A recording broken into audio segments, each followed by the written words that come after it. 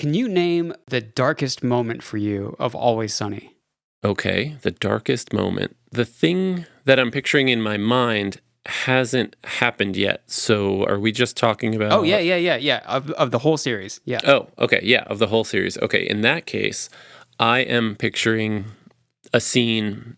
It might be two separate scenes, but they both deal with the waitress, one of which she's in a hoodie and maybe is losing her hair because Charlie isn't there to stalk her or protect her from stalkers and isn't there to put like weird vitamins in her shampoo. And he has that list of things that he does to like keep her safe, but also maybe I can't remember if he's actually making it worse. Look, I don't know what kind of twisted game you're playing, but you need to make it stop. Whoa, hold on a second. I have no idea what you're talking about. Really? Because someone's been poisoning me and something is making my hair just fall out. So it's either that or possibly when they get married or hook up or something. Right. And he realizes that it's not at all what he wanted. I'm in trouble here. What? What are you doing here? The waitress is totally like moving into my apartment. I can't take it. I'm going to need to hide out here for a few days. No. It's funny, sort of, because he was literally stalking her, which I guess is weird. But it seems so innocent and sweet when he does it because this is a show and, It's a fictional television show, so it's like you can say that there are like endearing elements of it. Exactly. So in reality, no, Charlie's terrible. But in this show, I identify with him and I appreciate him. So when he finally gets his wish, and it turns out to be terrible and he's really stressed and really sad, I think that's pretty dark because that's his whole life. That's everything he does revolves around gaining the favor of the waitress. And he gets it, and it's terrible. Right. So what about you? What's your darkest moment? When Sweet D sets up the stripper to grind on his daughter. Oh, right. That one's pretty rough. Never talk to me again! I got you! I'm your rock bottom! And he like him and his daughter aren't on speaking terms, and right. Whew, that one's rough. Come on, do a beautiful show. It's gonna be awesome. And some other musical stuff.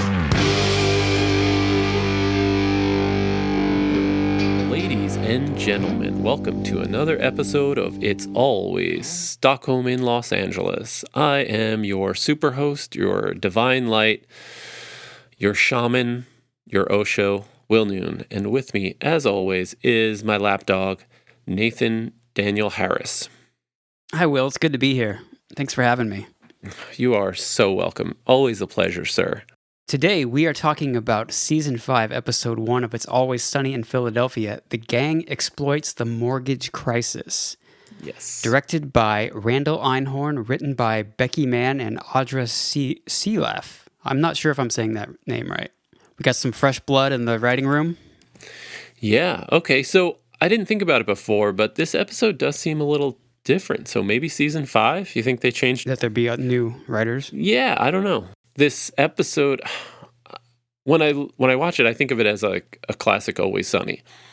But now that I'm hearing these new writers, I'm thinking maybe the two plots are actually written in a different way from a different perspective. Maybe there's more, I don't know, maybe they're the new blood, maybe changing things up after 5 seasons. I think yes and no. As you and I have expressed multiple times on this podcast, like, we're just dumb viewers. We're not like television critics or like overly analyzing stuff. We're just so dumb. Had I not known that it was different writers, I would have been like, yeah, this is just like, they're just getting better at the show. They're in the Season 5. Right. But yeah, it's crazy what talented writers really can... Who knew? show their talent. Yeah, exactly. I would like to formally apologize to all the writers I didn't give credit to in the past because, who knew you were doing stuff? Randall Einhorn goes on to direct 14 episodes of Always Sunny, which seems like a lot. I didn't really compare and contrast with other directors, but yeah, it seems like it's up there. Is that like 10% at this point? Because there's like 15, not at this point, but 15 seasons, 10 to 15 episodes each. Could it be close to 10%? I think there's probably like 140 episodes of the show. I actually don't know. Randall Einhorn also directed The Office and he was like a cinematographer for The Office. He directed Fargo, which is the second Always Sunny director to also direct Fargo. A show that you like called Shameless. Oh, love Shameless. Just finished it. Parks and Rec. And he also produced / directed The Mick. All right. I'm glad he came on board. And I guess the only other thing to mention about Randall / directing / cinematography is that this is the first episode in 16:9 widescreen format. Right. Yeah, I saw that, but I didn't notice it. That's probably unsurprising to anyone. But you understand it when you like watched it, right? Well, no. Oh. I mean, does that mean that every episode prior to this should have had black bars on the side because I'm watching on a TV? Yeah, exactly. Yeah, I never noticed that once. I mean, I'm assuming it's true, but I literally have not noticed black bars on the side for the past 4 seasons. I would normally say that seems crazy, but coming from you, I totally get it. And this is why I have a podcast about a TV show, because yeah, exactly. we're experts in the field. Observant. I'm a professional. I read that apparently this was supposed to be on season 4, because that would have been 2008, which I believe is when it started, or like when the levee broke. Right. Yeah, you were kind of getting to the bottom at that point, but this sort of brings it back to what Mac actually says, and he's questioning Frank's choices. And yeah, in 2008 you could buy cheap, but his answer reminded me of like me talking to you about some financial issue that I don't understand. You might have missed the boat on that, Frank. Not the best time to invest, I don't think. Right. Yeah. So Mac, I don't know. Mac wasn't too far off, especially at one point. They're talking 90 days, so he's trying to buy in a buyer's market and then trying to sell in a buyer's market. So I don't know. That's the move in a 20-minute long episode of television, but I don't know if that's sound financial advice. Right. Yeah. The short-term flip is better for a sitcom in this scenario. So what do you say we remind these folks what happened in case they haven't seen it? Give me the rundown. Okay. So in this episode, the gang argues about bird law while ignoring Dee's claims about having news, but they perk right up when Frank announces that he bought a foreclosed house in order to flip it for a profit. Turns out that Dee's news is that she is going to be a surrogate and have a baby for a wealthy family. Frank and the boys confront the people that are still living in the foreclosed house, who then lawyer up, which causes Frank to panic, and he decides to sell the house before they end up smearing shit on the walls. This causes Dennis and Mac to come up with Honey and Vinegar Realty, and in doing so, scare some prospective buyers at an open house. Meanwhile, Dee lies about her health and drug abuse to the family who wants a child, but then she gets real excited when she sees their pool. She abuses their kindness and desperation, and eventually the boys come in and ruin it when their house flipping goes south, and then they all swim in a pool. In terms of the opening scene, the pre-credits scene, I feel like maybe we say it a lot. Maybe we say like, this is a classic. This is one of the best it's ever. all about the bird law. It's so good.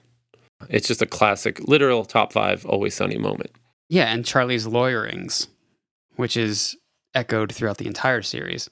This is really where it gets a start. There's some not so subtle misogyny. Mm-hmm. Classic, which is a classic Always Sunny trope. With Dee, yep. Yeah, I mean, bird law alone makes this scene worthwhile. Did you look into, did you do a little fact checking on Charlie about the bird law? The Migratory Bird Treaty Act of 1918? Yeah. I thought you might have something little for bit. this.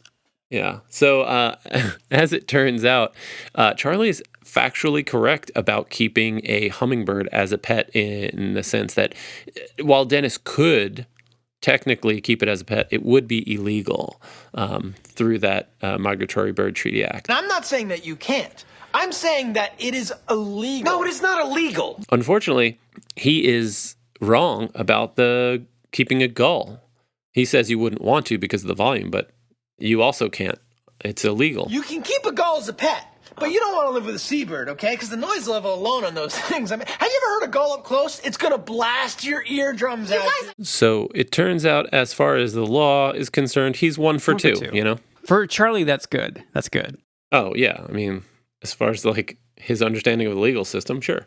And I think we should give him credit for pointing out the gull volume. I mean, oh yeah. you've We been got to the we got beach- gulls around here, man, and they are brutal. yeah, imagine that inside, Yeah, it'd be indoors, rough. 5 feet away. It would blast your eardrums. My my MVP for the episode is obviously Dee. I don't think that's too surprising. But in this opening scene, she does this amazing face, which is not going to translate to an audio format. But when she says, I'm having a baby! and there's a pause, and she makes multiple faces, holy shit, that gets me every time. Yeah, I got to back you on this. Dee is by herself, and she is great. And I know that we often talk about the Dee and Charlie alliance, how it's so good. But a lot of times when she's on her own, she can really carry it. Obviously, Yeah. she's interacting, Yeah, but she thrives. But yeah, she thrives on the solo yeah. missions. She is a force to be reckoned with. And, you know, maybe that's why the Mick came about. Also, in this opening scene, I really enjoyed Dennis, how he is a little intrigued by the baby thing. And he starts trying to say, oh, well, maybe there's a way to integrate these two. And he just gets slowly railroaded over them by... We could take the house idea and the baby idea, merge the two things. That It's could, muddy, though. Let's just stick with one. It's cleaner, right? it could be an interesting House. But I'm just saying that if House. I don't know exactly how we would take the two ideas and put them House. together. But I think if we could think of something, it'd be Yeah, they railroad him in like a very caveman style, where they just shout over him. I guess that's like Always Sunny. It seemed to me on my third viewing that maybe Dennis is speaking as like the writer's room, because he's like, well, hang on a second, like this could be good if we combine these two ideas. Because, like, isn't that the format okay. of Always Sunny? Is like A plot, B plot, they meet at the end. So, I Right, don't know. right. I kind of got that, like, maybe there's a metaphor there. Right. This one is like literally merging the plots. It's not that just that they cross paths, Yeah. but I could see But that. Frank just has so much pull because obviously they're ignoring D and they go with Frank's plan. But then when he does bring up the idea to combine them, they're gung ho at that point, too. I mean, the circumstances have changed at that point, but. Right, but circumstances have changed, but the true downfall of his plan isn't revealed until... It's more off screen. Right. Yeah. Yeah, like the gang learns about his failures of flipping houses at the same time the audience does. So, yeah, the power of suggestion of him trying to merge the plans, it shows his influence. And, and the title screen here, it isn't really that turnaround joke. It's just more of a description. Yeah, it's not a joke, but it doesn't need to be. It works just fine as is.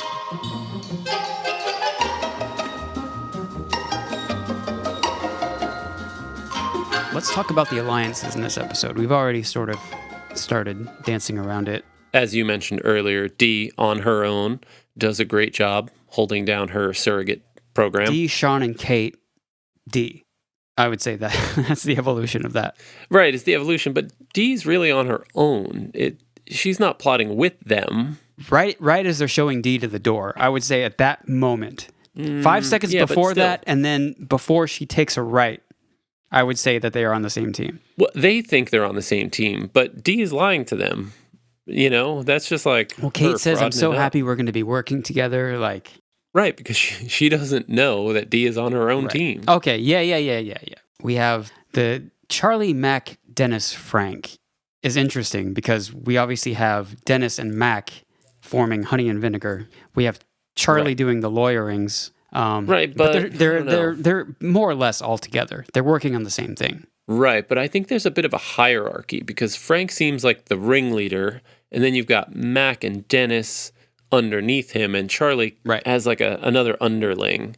So they're all working towards sort of the same goal. They're all working on the house scheme, but it doesn't feel like they're working together. I mean, Charlie, gets freaked out by the lawyer, and then he like disappears, and then he's doing his own thing. It doesn't seem like he's trying to help Frank anymore. It starts with him going to bat for Frank, meeting the lawyer, in that toe-to-toe, initial, and then quickly retreating. toe to toe on bird law. Yeah, exactly. And at that point, he's like on his own mission. He's kind of got his own thing going. Yeah. Regarding the general theme of this episode, I talked about it a little bit earlier, but to me, it seems like a way to sum up the general theme is the gang taking advantage of people in vulnerable situations. They are exploiting the family that lives in the home by buying their house from the bank. And D is, very obviously, as you said, defrauding the couple looking to have a child using a surrogate. Right. Yeah, but that's just generally what Always Sunny does. Although in most scenarios, they seem like they're making their own opportunities, like they're pouncing on people. But you're right in the sense that this does feel like they're exploiting a situation. Right. And now I think we should just go into it. From the top, let's do it. Let's talk about it. All right, yeah, moving on. Let's talk about what we're into. And it's got to be Melanie Linsky, right? This is the next thing that happens. Oh, yeah. Yeah, she was in a bunch of stuff. She's just super recognizable. Yeah. Like as soon as you see her. What else? What was she in? So I think she was in The Informant, as well as 2.5 Men. Uh-huh.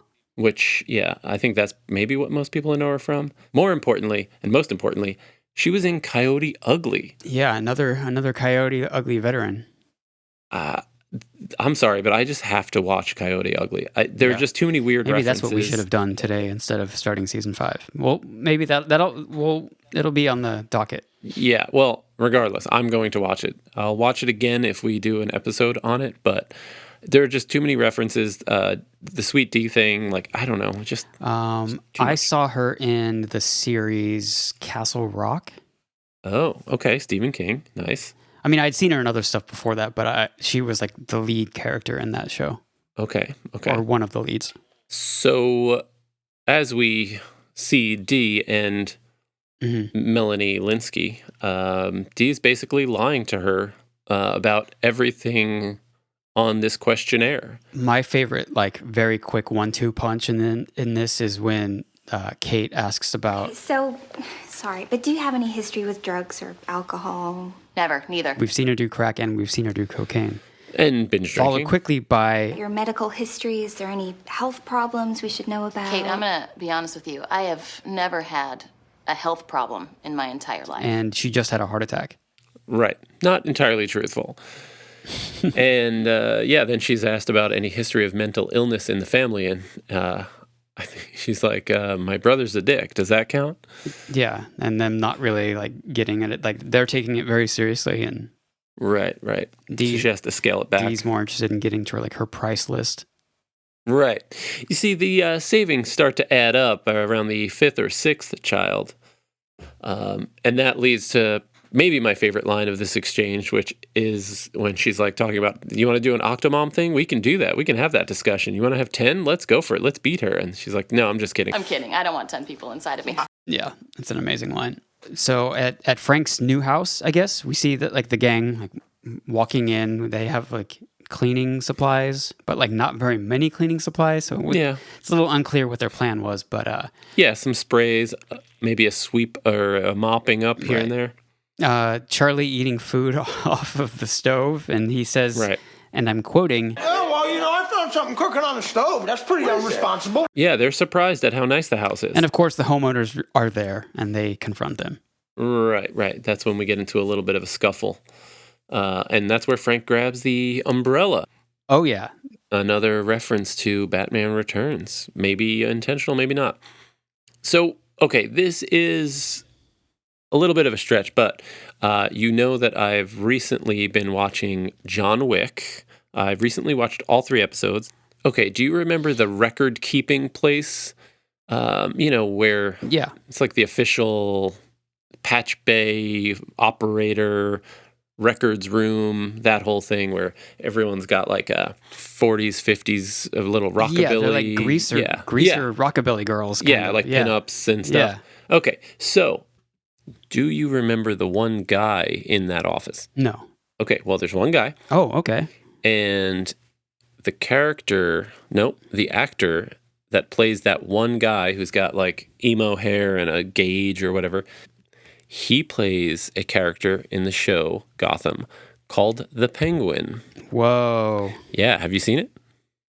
I haven't, but I feel like I have seen like stills from it or whatever, and I can like picture him a little bit. Right. So it's not a real true reference, but it just so happens I was watching John Wick and I had never seen it before, and he popped up. Well, maybe you saw this in your research also, that the couple that owns the house, the couple that lives in the house that Frank bought, the husband is played by Ray Porter, who is in the Snyder cut of Justice League as the villain, Darkseid. And the wife is played by Jennifer Blanc, okay. She is married to an actor named Michael Biehn. Michael Biehn. Who is Hicks in Aliens. Mm-hmm. Say we take off, nuke the site from orbit. It's the only way to be sure. And is, what's his name in The Terminator? The first... Whoa. The Terminator. John Connor. John Connor? Oh, sorry. He plays Kyle Reese in The Terminator, not John Connor. Oh. Kyle Reese. I don't know who that is then. But you know who he is in the movies. Like you recognize Michael Biehn as being that guy in The Terminator. I don't know if there's another person other than... He's the guy. He's with Sarah Connor. That Terminator is out there. It can't be bargained with. It can't be reasoned with. It doesn't feel pity or remorse or fear. And it absolutely will not stop. Ever. Oh, right. Because John Connor isn't John Connor Sr. He's the main protagonist of the first movie. Right. Okay, sorry. Yes. Sarah Connor and John Connor, mother and son, but the other guy is not a Connor. Yeah. Right. It's matriarchal in his last name. Got it. Okay, I'm on board. Yeah. I'm with you now. So we'll probably get there later, but since we're speaking of the family, the son of the family, his name is Caleb Gauss. He was in a few things, short-lived career, but he was in Friday the 13th, and he was also in a movie called The Hottie and the Naughty. Okay, cool. Starring none other than Paris Hilton. Interesting. Yeah, so I watched the trailer for it, and he portrays like the main character's younger self, and he has a very particular face. He does, and I would say like the most notable thing about this scene is Dennis's psychobabbling about what they could, if they were less civilized people, what they could do to this family. Right. Which is pretty powerful. Absolutely. We could cave the husband's skull in here. Yes, we could take the wife down to the basement, have a frenzied free-for-all with her. We could tie the kids up in their little rooms upstairs. Yes, it's very descriptive, but it's also vaguely threatening or maybe passive-aggressive. Yeah, he's like saying like, yes, we could do this if we really wanted to. Right. It's not direct. It's not quite a threat. Right. There's, it's vague. It's really about the implications, if you will.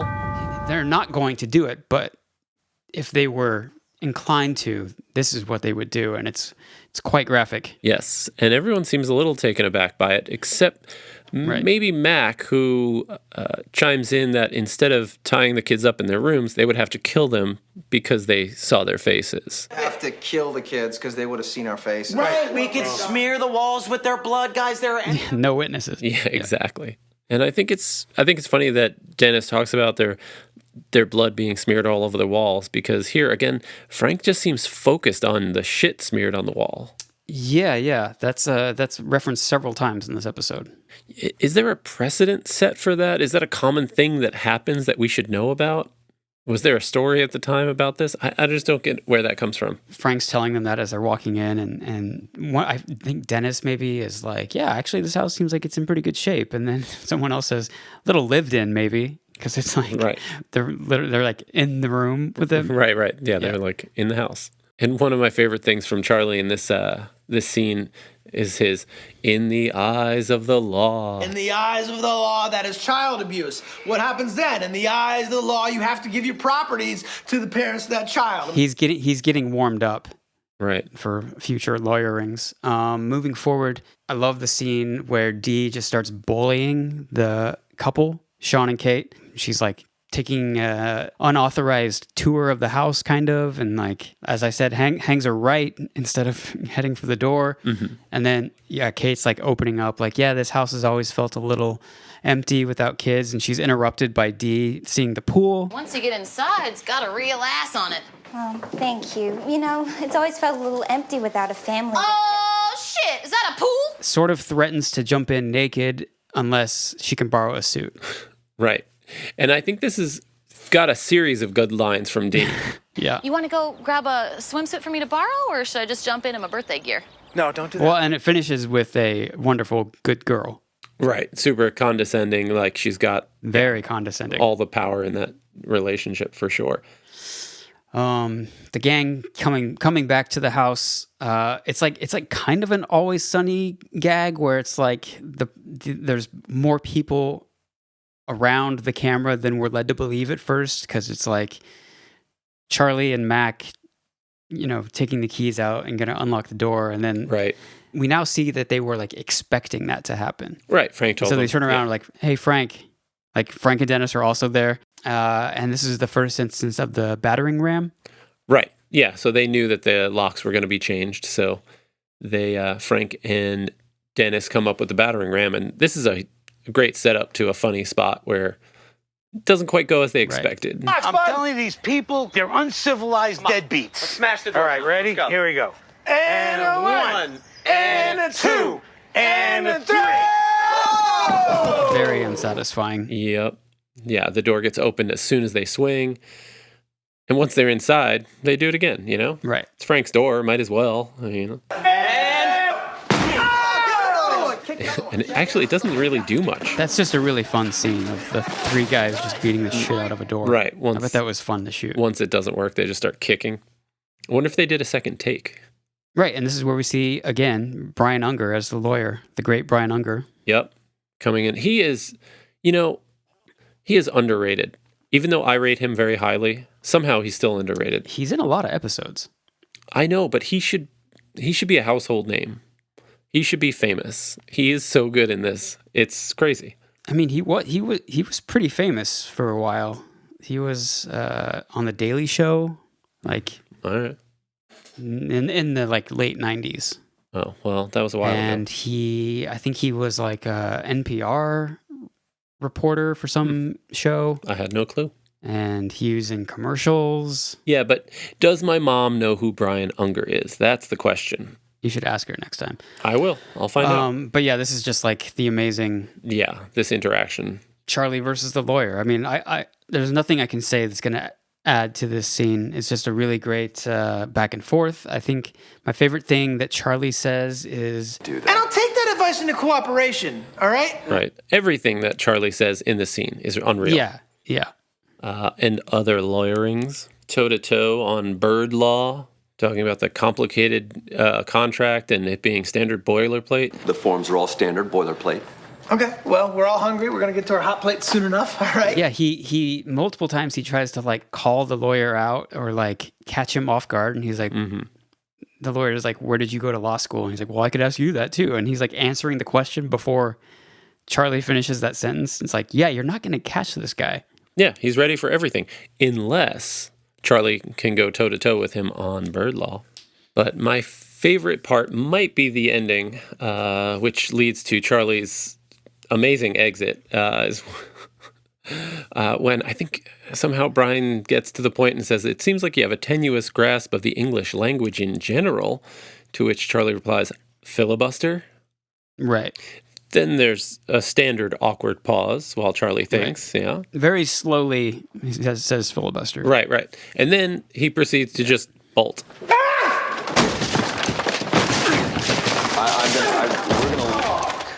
Yeah, well, thankfully the door had been totally fucked up, so he got to do like a cartoon character exit. Right, he just busts through whatever's remaining of the door. And after this scene back at the bar is where we get the the birth of a duo that I wish would be on Always Sunny more. Yep. Doesn't have to be real estate. Well, it does. But the classic... It does. Well... I mean, it's the classic good realtor, bad realtor. that line kills me. Classic. Because no one questions it. Yeah. They're all just like, yeah, the classic. It couldn't be anything else. There's no other good, bad. Hugh Honey and Vic Vinegar. I love them. And it's really great the way it comes up, the way they naturally riff and build on it until they just settle and they get it. I'm thinking we do like a classic good realtor, bad realtor dynamic. Oh, shit. I'm the good, you're the bad? You're the sweet to my sour. The honey to your vinegar? And then this is the same scene where Charlie's reading comprehension is maybe good this episode. Maybe. Better than it is at other times. Okay, yes. Definitely better. And this is where he feels besmirched by Brian Unger, the lawyer. He totally besmirched me today, and I demand satisfaction from him. And I guess he does some reading, and as you said, his reading comprehension may be good, but we're not quite sure because he does find an old book.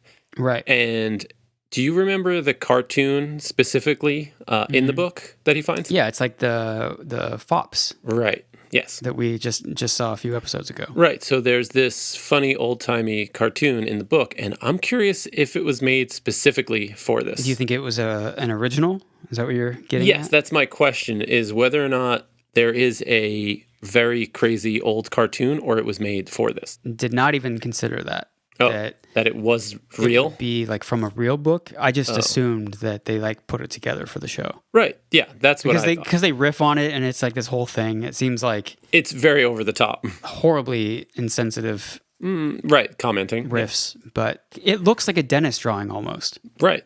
Yeah, it reminded me of just 2 episodes ago or a few episodes ago when they did the Revolutionary War. It almost looks like Dennis. Right. Dennis and Mac, maybe? I don't know.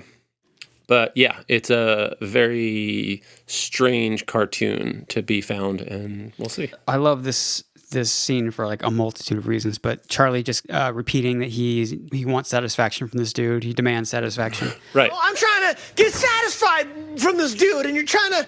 I'm getting satisfied. I don't care. And I think he's using the term correctly, actually. I know. But in today's lingo, it doesn't quite have the same right. It doesn't resonate meaning with the crew either. There's an entendre there. Yeah.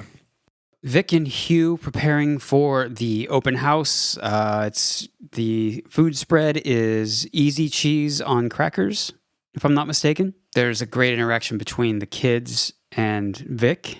I'm just going to call him Vic here.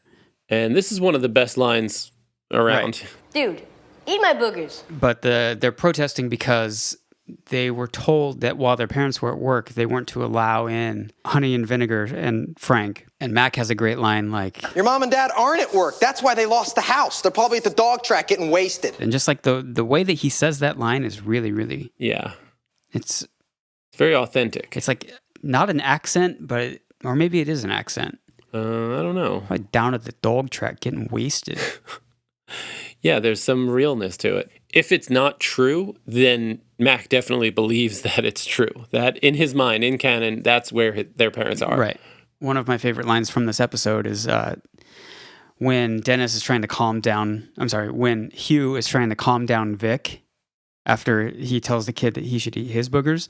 Dennis says... Smell that vinegar boiling up inside you, but I need you to save some of it for the customer. Which is just like a very funny line. Yeah, they're really going for it, and he wants to save it for the client. For the customer. Yeah. Save some of that vinegar. Amazing. Okay, so does the good cop, bad cop routine work in a customer-oriented situation? Well, we'll get to it. It seems like it does. Well, yeah, I guess you could argue, maybe. Well, cue the customers. Enter. Cue the customers. Yeah. Should we talk about PJ? Go for it. Okay, so PJ Barnes plays the husband of the couple, that comes to check out the open house. And he was in a million things, one of which was Horrible Bosses with Charlie Day. Yeah. That was really important, I think. But really, he's just everywhere. You definitely know who this guy is. Exactly. I was gonna say, like, you can tell people what he's from. Like, he's in Wolf of Wall Street, but once you see the guy, you're like, of course, I know who that guy is. So PJ and his wife enter. I love the attention to detail with the duct tape door. Right. And right away you see like the magic of Honey and Vinegar. You see Hugh very uncomfortably kissing the hand of the wife, and Vic is mean mugging. Right. Just getting pretty up close and personal with PJ. Well, he does that eventually, yes.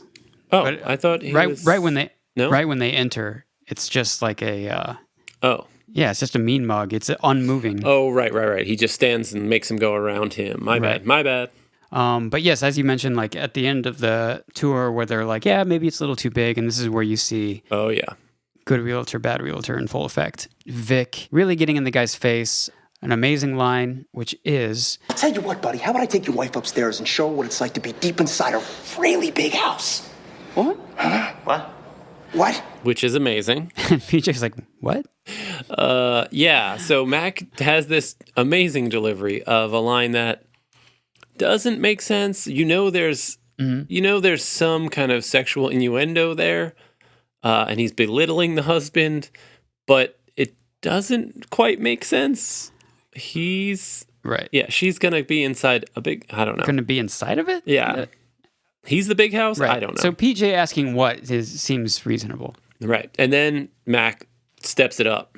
It's just like an ambush of like... Do you want to buy this house? They're feeling threatened, so the only thing they can do to get this guy to stop screaming at him is to say, yes, I'll buy the house. And then as soon as they do, it's like... Guess what? That's it. There we go. That's all I wanted to hear. Congratulations, folks. You just bought a brand new house. Yeah, so they think they have a sale. I'm full of the vinegar. Yeah, Mac's pretty high on the good cop, bad cop. But they may not have actually sold the house. Oh, right. But yes, but it's a verbally binding contract. Right. I forgot. Mac points that out. Yeah, and then Frank is like ecstatic about the news, and this is where he brings up the proposition of combining the two ideas: baby in the house, baby in the house, baby in the house, baby in the house, baby in the house. Yeah, it went so well. It was so easy. Why not? It was easy. Exactly. Yeah. Oh, so I think this is probably a good time to quickly mention Anna Vocino. Mm-hmm. Yeah. Mm-hmm. She's the wife in this scenario. She has a long list of credits as well. She did a lot of voice acting. Oh, yeah. She was actually a UCBer. She did the UCB thing. She did Final Fantasy. Cool. She also has a podcast with some other like dietitian or something, and it's called The Angriest Trainer. And I can't really figure out what's going on there, but apparently she's got some angry workout thing. Interesting. But the most important thing, in my opinion, is that she did a voiceover for one particular video game, which is the Grey's Anatomy video game. What? Oh my God. I got to play that. Yeah, what happens in a Grey's Anatomy video game? Is it like Operation, the video game? I don't know. It can't be good, right? Multiplayer, maybe? It's got to be an RPG of some kind. What if it's squads? What if, should we play it? And probably not going to be on Switch, but if it is, we will definitely play on squads. Hell yeah. Online multiplayer, Grey's Anatomy. Battle Royale. Taking out all the other doctors. New skins. Oh, yeah. Maybe new scalpels? I don't know. At the lawyer / Brian Unger's office. Oh my God, so good. Charlie just like fucks up from the beginning. Like it was just a bad idea. Oh, the worst. And he's just on his back foot the whole time. It's a really great scene. There's like a bunch of funny things that happen. The gist of it though is that he was besmirched. Charlie thinks he's like getting one over on the lawyer by saying like, I challenge you to a duel. He does not expect the response of, I accept. Are you serious? No, I accept your challenge. Right. Yeah, Charlie's bluffing. He doesn't expect a response at all. It does not go well. Yeah, this entire scene, like you said, Charlie's on his back foot. He's just nervous and doesn't know what to do. And in his defense, it's reasonable because Brian Unger picks it up real quick. He doesn't drop a beat. He goes on the offense. Yeah. Yeah, he immediately starts... he's ready to pencil him in. He says, I'm going to pencil you in for high noon tomorrow. Because I was looking for something to do. Yes. And he's like, don't worry. No matter where you are, I'll find you. I feel like I should definitely mention when the lawyer kind of like pulls one over on Charlie where he's like... Well, you can't decline. As you know, once the duel's been accepted, there's no backing out. I mean, that's the law. Charlie's on the run from here on out. Right. And from Brian's point of view, this is probably a best case scenario because I don't know if he really wants to duel someone, even if he does have the gun. I think that's as far as he wanted to go. He just wanted to scare the crap out of Charlie. He's just going to keep him away from him. Right. Yeah. The less he has to deal with them, the better. I read that Caitlin Olsen, generally speaking, does her own stunts, but the jackknife was not her. I read that as well, and I feel like she's so good at doing her own stunts, but in her defense, it's a really good belly flop. It's an incredible. It got an LOL from me this morning. It's yeah.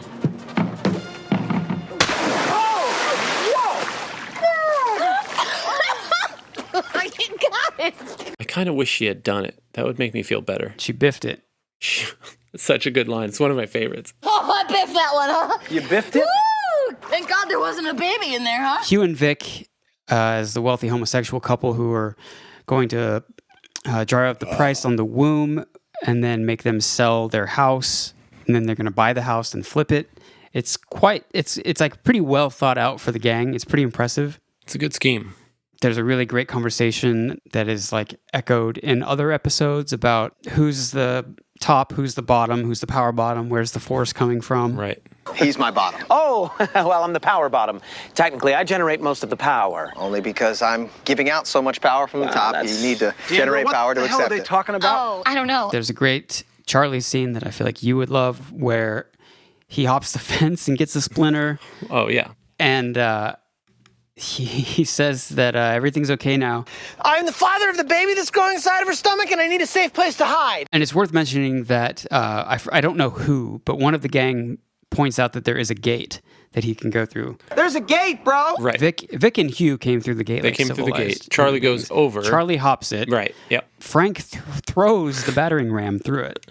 Right. So you've got all levels covered. Yeah, just like no regard for Sean and Kate at this point. Like it's their house, their pool, but like no one's talking to them.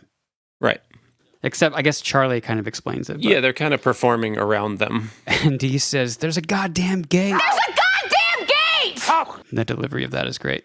Yeah, it's just all chaos breaking loose. Frank's saying like abort, right. And we learned that he had to avoid a suit or to settle the suit with the family after he abuses their children by making their hands all bloody from pulling copper right. pipes out. He had to give them the house, which seems like a very common thing with this show. Like the exchange of property very quickly. Right. Is like a very common... Yeah, sitcom judge, yeah. It's a common legal ruling on Always Sunny. Of course. Just like a couple of episodes ago, Dee lost her house to the... Right. To the family. And of course, like Sean and Kate say no to Dee, and everyone just says, fuck it, goes swimming. Do some chicken battles. What do you call that? Chicken fighting? Yeah, I think it's chicken fight. They're playing chicken. No, playing chicken is when you're like driving a car. Yeah, I think it's just chicken fights. Chicken fights. Chicken fight! Chicken fight! Chicken fight! Chicken fight! Yep. I don't know why it would be called that, but... Yeah, I don't either. Either way, yeah, person on the shoulders, chicken fights.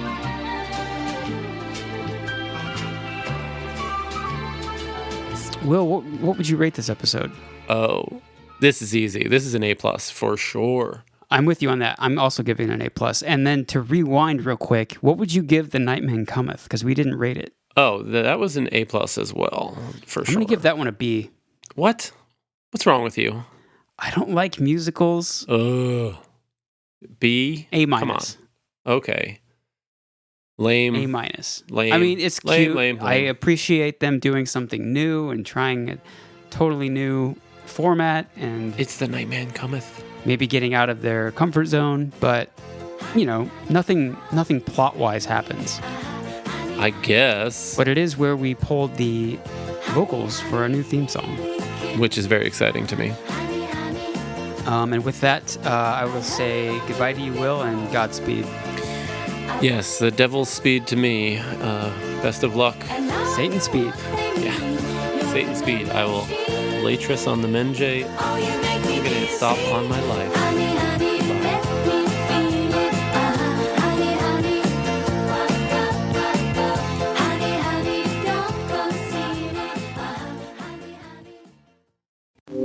Brought to you by the Mighty New Network.